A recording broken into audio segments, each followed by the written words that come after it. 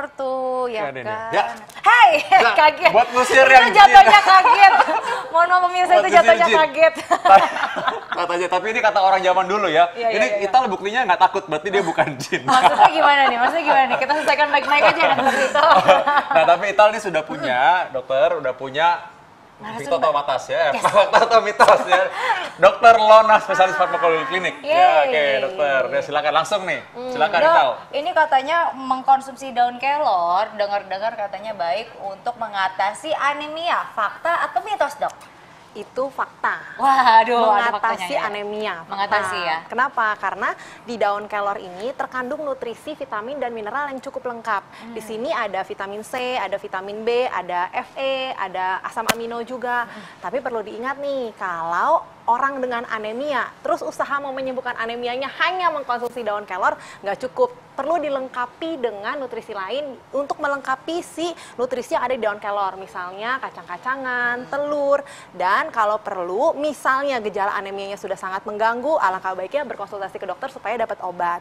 Tapi kalau untuk mencegah anemia, bisa kok mengkonsumsi daun kelor, karena daun kelor merupakan bahan pangan fungsional yang sehat dan baik untuk dikonsumsi. Ya, baik. Jadi ini sebenarnya berarti maksudnya untuk nutrisinya ya. Dan jangan lupa juga anemia itu ada penyebabnya. Contoh ada orang ambeien lama sehingga dia anemia. Tentu aja kalau minum ini nggak bisa. Nggak ya. bisa. Lihat juga ya penyebab anemianya dulu apa sebenarnya ya. Oh gitu. Nah, apalagi? Mumpung ada di sini, Iya sih. silakan langsung. Nih aku dengar-dengar Untuk nih ngusir dok jin. ya, konsumsi daun kelor ini bisa membuat awet muda.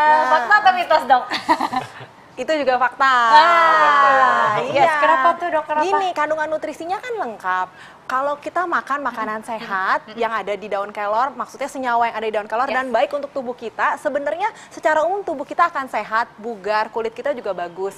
Kalau kita makan makanan sehat, tubuh kita sehat, tentunya kita akan awet muda. Tetapi nggak cukup nih Kristal kalau kamu hanya mengkonsumsi daun kelor supaya awet muda. Harus diimbangi dengan pola makan yang sehat dan jangan lupa olahraga rutin. Oh, tapi ini kalau misalnya awet muda diapain nih dok? Ditempel-tempelin ke muka kah? Dibalurin? Bukan. Lebih baik dimakan. Daripada ditempelin di muka, nutrisinya nggak akan terserap lewat kulit. Kalau dimakan, nutrisinya masuk ke dalam tubuh, yang baik-baik akan dipakai oleh sel kulit kita untuk menyehatkan tubuh secara keseluruhan. Oh, tapi aku juga dengar-dengar banyak yang nanyanya banyak ya, apa ya dokter ya. Ini dengar-dengar si boleh, daun boleh. kelor ini juga bagus untuk merawat kecantikan wanita. Fakta atau mitos sih dok? Itu fakta, tapi bukan dipeperin ke wajah bukan ya? atau dipeperin ke kulit. Jadi harusnya gimana dok? Gimana tuh? dimakan aja sebagai bahan pangan fungsional. Dimakan which is Bisa aja diolah gitu? menjadi makanan, asal perlu diingat pengolahannya ini harus benar, karena kalau daun kelor dimasak terlalu lama, senyawa atau kandungan nutrisi yang ada di daun kelor akan rusak dengan proses pemanasan. Oh, gitu. Jadi dimasaknya jangan terlalu lama supaya senyawa dan manfaat yang kita mau ambil buat tubuh kita tetap bisa kita dapatkan. Nah, Gitu. itu ya. Kalau habis dimakan disembur bisa. Nggak bikin awet muda. Jatuhnya jorok dok. Dan orang jadi marah nanti ya. Nah, sekarang langsung nih ya mengenai yang berikutnya yang lebih serius nih mengenai gula darah. Ini katanya konsumsi daun kelor dapat menjaga gula darah tetap normal. Ini fakta atau mitos? Kalau itu mitos. Oh bisa Nggak mitos dok, bisa. padahal kita lagi pengen serius banget Ngarep ya. banget ya. Nggak bisa. Jadi kita tahu nih kalau penyakit kencing manis atau diabetes mellitus itu penyakit kronis atau jangka panjang. Seseorang yang mengalami kencing manis perlu memantau kadar gula darahnya dan memastikan kadar gula darahnya tetap stabil. Memang daun kelor itu sudah banyak yang melakukan penelitian tapi preklinik, artinya pada hewan coba atau di laboratorium, dan memang sudah terbukti melalui uji pada hewan coba senyawa yang terdapat pada daun kelor dapat menghambat penyerapan gula di saluran cerna pada hewan coba dan meningkatkan produksi insulin. Insulin itu adalah hormon yang penting untuk menstabilkan kadar gula darah. Tapi kalau mau digunakan sebagai obat spesifik untuk pengobatan kencing manis saat ini belum bisa. Tapi kalau mau dikonsumsi untuk menjaga kesehatan tubuh, diambil manfaat baiknya, baik pada orang kencing manis maupun bukan, boleh aja. Boleh aja. Jadi kalau sambil minum obat kencing manis misalnya, minum jus daun kelor masih boleh. Boleh aja. Masih boleh ya. Nah, ini yang lebih menarik lagi nih sekarang karena lagi banyak orang membahas mengenai kanker. Ini kan serem banget kan. Katanya dari dulu kan ini dipercaya sebagai obat herbal yang cukup bisa mumpuni ya. Ini katanya kalau makan daun kelor ini, air rebusannya bisa membantu untuk mengurangi risiko kanker. Ini fakta atau mitos? Tapi jangan jawab dulu, kita akan kembali sesaat lagi. Ih, Nah, itu dia keren tadi. ya dok, itu Iya, ya macam-macam tanaman Indonesia yang khas banget ya tadi ya. Iya. Termasuk ini di depan kita nih dok. Daun kelor. Nah, emang kelor. dunia Indonesia ini kaya banget dari banyak tanaman herbal yang sebenarnya tumbuh begitu aja ya, bisa dipakai untuk pengobatan. Nah, ini sekarang ada fakta atau mitos bahwa daun kelor dapat dipakai untuk mengurangi risiko terjadinya kanker. Ini fakta atau mitos? Itu fakta, mengurangi. Fakta loh, fakta. Yes, Mengurangi mengurangi ya. resiko Oke. kanker. Mencegah tepatnya sih, karena kan tadi udah dibilang kandungan nutrisinya sangat baik kok dikonsumsi, dan di daun kelor ini ada senyawa antioksidan. Kita tahu nih antioksidan bermanfaat untuk menangkal radikal bebas, dan radikal bebas itu memang harus dilawan oleh tubuh kita karena radikal bebas menjadi salah satu faktor resiko seseorang menderita kanker. Tapi perlu diingat oleh kita semua, kalau mau mencegah kanker selain mengkonsumsi makanan sehat, salah satunya si daun kelor ini ya tentunya harus diimbangi dengan pola hidup yang sehat juga. Oh gitu. Jadi nah, kalau ini kan kalau misalnya ngomong daun kelor nih dok ya, ini kebetulan nih mamaku kan kolesterolnya tinggi banget nih. Dengar-dengar nih fakta atau mitos sih dok, ini daun kelor ini bisa mengurangi si kolesterol ini. Fakta atau mitos? kalau untuk menurunkan kadar kolesterol masih mitos. Masih mitos ya. Iya. Jangan serang dulu mama. Jangan senang dulu. Tante, halo tante. Oh, iya.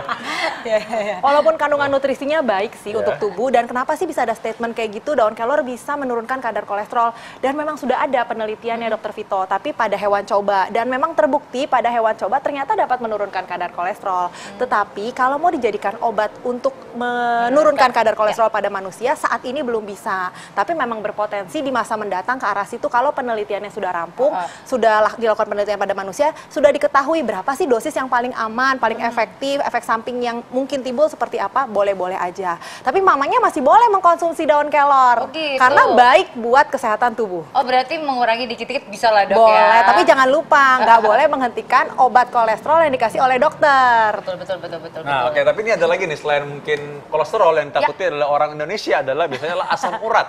Karena sakit, kalau kolesterol nggak ada rasanya, kalau asam urat ada rasanya ya, sakit. Jadi takut, Sakit lagi iya dari takut. kaki. Nah, jadi sekarang karena mereka takut sakit, maka konsumsi daun kelor ini bisa mengatasi asam urat yang tinggi. Ini fakta atau mitos? Itu juga mitos. Ternyata ya. Ternyata dia Sama, jadi saat ini penelitian belum sampai Ya. ke pembuktian bahwa mengkonsumsi daun kelor maupun olahan produknya dapat menurunkan kadar asam urat maupun kolesterol. Tetapi kalau dilihat dari kandungan nutrisinya, semua senyawa yang ada pada daun kelor baik dikonsumsi oleh tubuh kita dan membuat tubuh kita sehat. Termasuk untuk memperbaiki metabolisme tubuh. Kalau metabolisme tubuh kita baik secara umum, maka tubuh kita juga akan sehat dan terhindar dari yang namanya peningkatan kadar kolesterol maupun asam urat. Tetapi perlu diingat, seseorang yang mengalami peningkatan kadar asam urat ataupun kolesterol biasanya makannya juga nggak sehat. Jadi gitu. selain mengkonsumsi daun kelor untuk makanan harian, boleh kok buat makanan harian, ya makanan yang lainnya juga mesti sehat. Batasi asupan lemak jenuh, batasi makanan-makanan yang digoreng dengan minyak yang sudah dipakai berkali-kali gitu. Oke ya, jadi intinya sebenarnya daun kelor ini bukanlah obat untuk menyembuhkan segala jenis penyakit, Betul. tapi kalau punya gizi, punya nutrisi, artinya punya manfaat kesehatan memang benar ada ya, tapi bukan sebagai pengganti obat. Kalau misalkan diminum bersama-sama dengan obat yang sudah ada, boleh aja. Kalau emang ternyata diperlukan untuk diminum sebagai ya terapi tambahan aja, boleh aja. Silahkan aja ya. Keren banget. Dokter terima kasih. Sama-sama. Terima kasih Terima sekali kasih lagi. ya. Oke, nah ini sekarang Ini dapat pencerahan nih daun kelor, terus gitu tadi ikan juga mendapat pencerahan sekali ya. Ngomong udah makan siang lapar jadinya. Oh iya, ikan tadi masih ada loh. Tadi kita bagi dua kan? Oh iya, benar, Telurnya benar, mau benar. juga? Oh, oke, kita pamit dulu untuk Ya. diri ya. Kita jangan lupa tetap saksikan Ayo Hidup Sehat setiap hari Senin sampai Jumat jam 13 sampai pukul 14. Betul sekali. Kalau gitu tanpa tunggu lama lagi, saya Kristal Shani. Saya Dr. Vito Damai, Indonesia. Ayo hidup sehat.